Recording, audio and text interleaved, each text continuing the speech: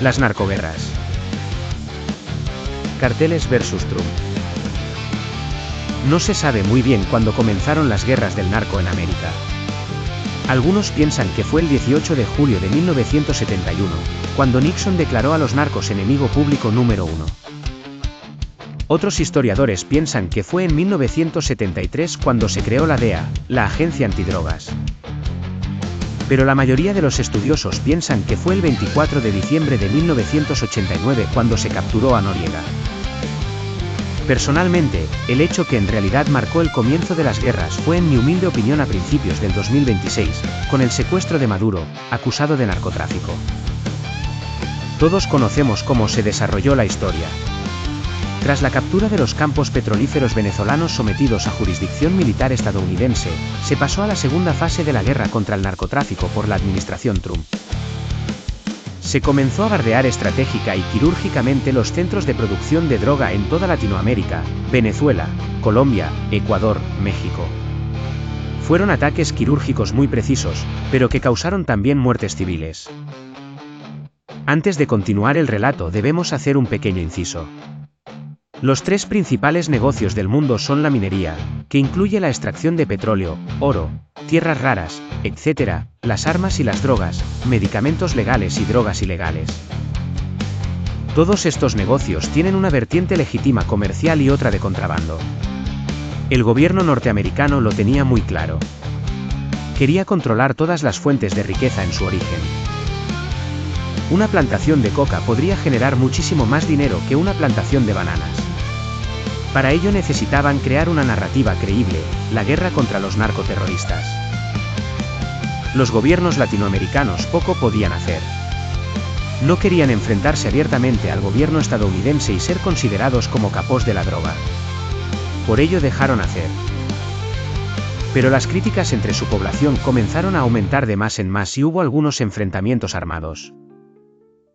Las luces de Ciudad de México palidecieron la noche en que el líder del cártel de Sinaloa cayó bajo el rugido de un dron suicida. Desde entonces, lo impensable se tornó real, los cárteles rivales, alguna vez enemigos mortales, compartieron una mesa secreta en los jardines de Chapultepec. Allí, sellaron un pacto de guerra en el que el 30% de sus ingresos, sangre y dinero, serían destinados no ya a disputarse rutas, sino a combatir al verdadero enemigo, la DEA y el gobierno norteamericano.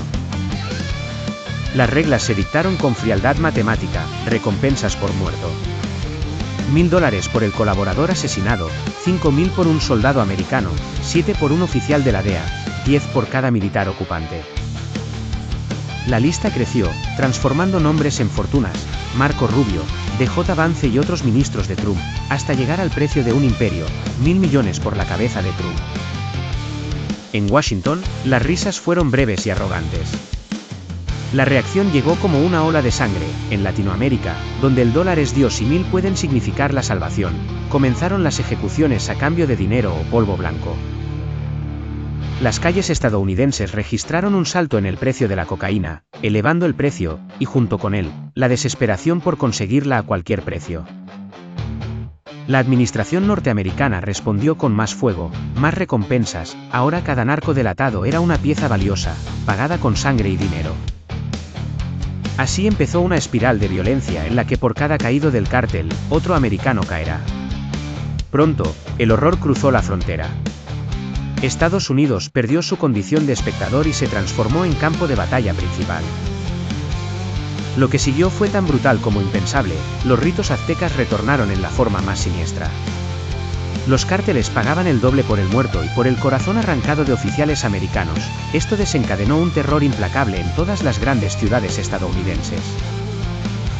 El clima de sospecha se hizo carne, la población latina se convirtió en objetivo, los campos de concentración surgieron siguiendo el oscuro precedente histórico de los japoneses americanos durante la Segunda Guerra Mundial.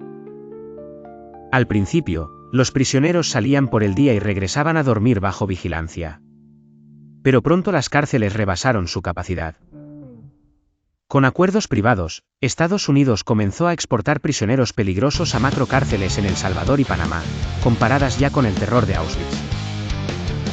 Los dictadores de ambos países, al borde del colapso, implementaron el Plan del Lago del Cisne, Cada noche, aviones cargados de 100 prisioneros encadenados eran soltados sobre el Pacífico. La violencia y el miedo escalaron. Trump, enfurecido por los sabotajes y fugas, amenazó con tomar Centroamérica nuevamente. Mientras tanto, dentro de los Estados Unidos, las protestas se multiplicaron. El ICE, now con presupuesto quintuplicado, impuso cuotas de detenciones, la censura interna se intensificó y la ciberguerra derribó los últimos reductos de información independiente. Se impuso la censura interna con el cierre de sitios extranjeros de noticias geolocalizadas por IP. Se creó un departamento de ciberguerra para hacer caer todos los servidores VPN que no implantaban filtros de contenidos. La efectividad de estos controles hizo que se le comparara la SecureNet norteamericana con el sistema chino de control de la población. Los carteles contraatacaron, ofreciendo recompensas de hasta $5.000 por miembro del ICE. $6.000 por el corazón. Un grupo de guerrilleros cubanos llegaron a lanzar un misil ZIM-92 Stingy hacia la residencia de Mar-a-Lago, ubicada en Palm Beach, Florida.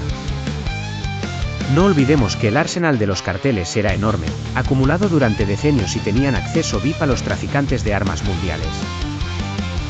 Y China, Rusia y Corea del Norte estaban más que dispuestos a facilitar las mejores armas disponibles a cambio de dólares. Trump no murió pues momentos antes había partido hacia Washington en helicóptero. Pero los destrozos fueron aireados por la prensa del régimen. Para muchos pastores evangelistas Trump era el elegido de Dios. Y Dios mismo le protegía vista las pruebas. En medio de todo este terror, se produjo un sorprendente acuerdo entre los grupos de izquierda extremistas y no tan extremistas y los carteles de la droga. La guerra siempre obliga a extrañas alianzas. Los narcos no se veían ahora como delincuentes, sino como luchadores antiimperialistas. Y la droga un arma más de guerra para destruir desde dentro el imperio norteamericano. Bajo el lema, de la droga que sembramos, son los gringos los consumidores. La locura de la guerra llegó al punto álgido. Y Trump vio el momento indicado y declaró el estado de sitio. El país de la libertad. Estados Unidos se convirtió en una dictadura bajo control militar. Elecciones pospuestas hasta el fin de la guerra contra el narcoterrorismo. Este había sido el sueño de Trump.